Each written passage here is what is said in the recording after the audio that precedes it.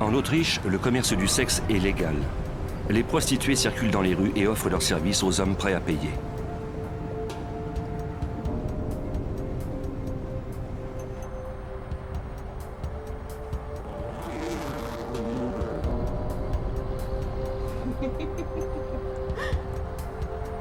Au cours des années 80, Heidemarie Hammerer était prostituée à Bregenz. C'était une professionnelle depuis près de 10 ans.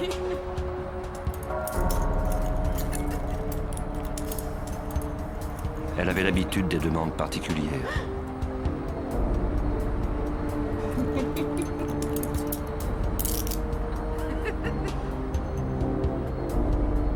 Mais le 5 décembre 1990, l'un de ses clients alla trop loin.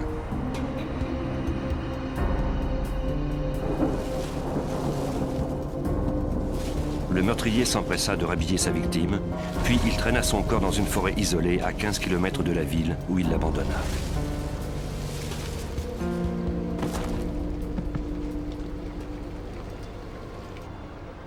On mettrait plus de 3 semaines avant de constater qu'il y avait eu un crime. Dans la matinée du 31 décembre, un couple de randonneurs découvrit le corps de Hammerer. Bien qu'il soit resté en plein air pendant tout ce temps, il n'était pratiquement pas décomposé à cause du froid. Les autorités autrichiennes déterminèrent que Hammerer avait été étranglé avec ses propres bas nylons. Elle avait sans doute été ligotée car il y avait des marques sur ses poignets. Lors de l'autopsie, on ne découvrit aucun fluide séminal sur son corps. On trouva cependant des fibres qui ne provenaient pas de ses vêtements. Elle n'était que la première victime du tueur. Au cours des mois qui suivirent, 3 autres prostituées de différentes régions d'Autriche connurent le même sort qu'elle. Brunhilde Masser fut retrouvée dans le lit d'un cours d'eau près de Graz. Le corps d'Elfriede Schremp, également de Graz, se trouvait dans une forêt avoisinante. Près de Vienne, Sylvia Zagler fut retrouvée dans un bosquet. Ces femmes avaient toutes été retrouvées le corps contusionné. Elles avaient été étranglées à l'aide de leurs bas nylons et laissées partiellement nues. Elles gisaient face contre terre dans des terrains boisés. La population autrichienne était en état de choc. Le 4 avril 1991, les autorités réunirent les enquêteurs les plus expérimentés pour tenter de résoudre ces meurtres. Les ressemblances entre les cas laissaient croire qu'une seule personne était responsable.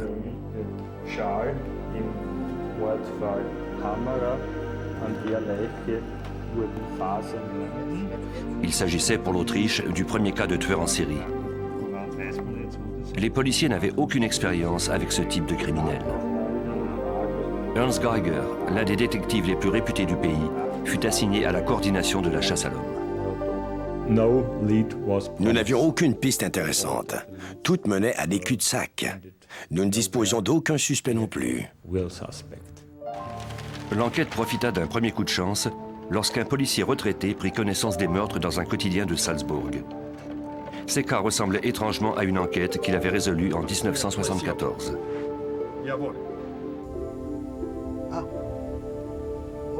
Le détective Geiger reçut un appel téléphonique de cet ex-policier. 15 ans plus tôt, une jeune femme avait été étranglée avec un de ses sous-vêtements et on l'avait abandonnée dans les bois exactement comme les victimes récentes. Le meurtrier avait été arrêté et condamné, mais on l'avait remis en liberté conditionnelle depuis peu. Le détective Geiger prit en note le nom de l'ex-détenu, Johann Jack Unterweger.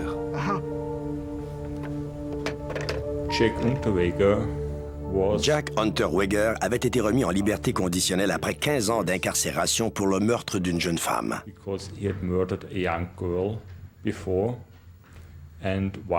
Au cours de son séjour en prison, il était devenu un écrivain de renom.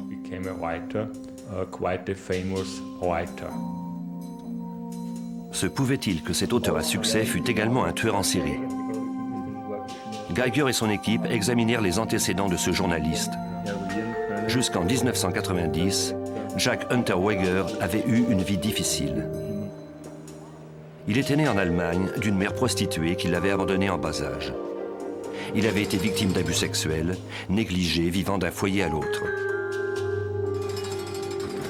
À l'adolescence, Jack commença à exprimer la rage qu'il ressentait suite à son enfance tragique. À 25 ans, cette violence lui coûta une peine d'emprisonnement à vie.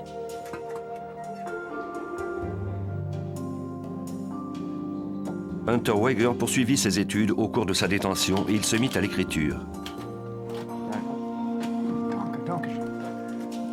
Il publia des lettres, des pièces de théâtre, des nouvelles ainsi que son autobiographie.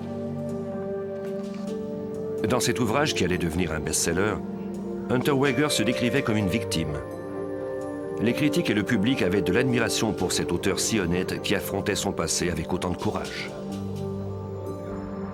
Le monde de la littérature croyait qu'il avait été sauvé par l'art. Bientôt, les médias et le public exercèrent des pressions pour que sa peine d'emprisonnement à vie soit commuée en une peine moins sévère. Le 12 mai 1990, les autorités autrichiennes révisèrent finalement sa condamnation. Cet Autrichien de 40 ans fut libéré de prison. Il était maintenant un homme libre, résolu à ne plus jamais passer un jour derrière les barreaux.